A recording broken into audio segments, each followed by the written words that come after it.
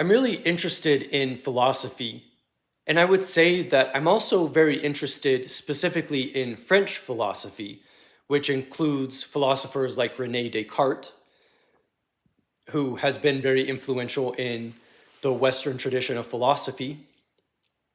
And I would say that as far as more modern and contemporary philosophy, Michel Foucault has definitely influenced me.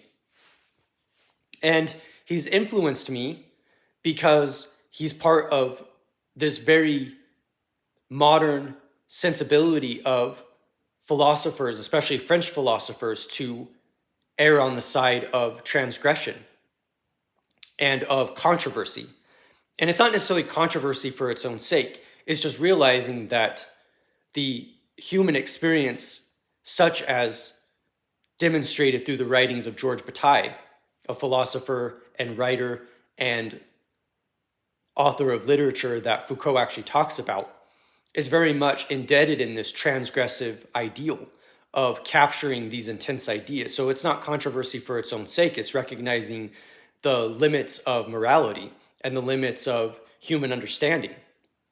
And this is exactly the point which Foucault gets across in his essay on Bataille, which I will actually express here is called A Preface to Transgression from his book on aesthetics.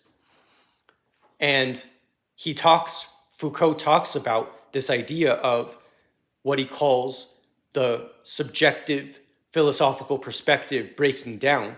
And when this happens, you almost end up in this world of what you could call post-philosophy, where it's post-philosophical. What comes after philosophy? What comes after this lack of justification of philosophical reasoning? What comes after philosophy itself when you're trying to do philosophy and when you're trying to convey these ideas? And I think that that's such a fascinating idea in the context of transgression and transgressive writing, such as with the works of George Bataille and Marcus de Sade, who are some writers that Foucault mentions. And it's just so interesting to think about because it makes you think that philosophy does break down.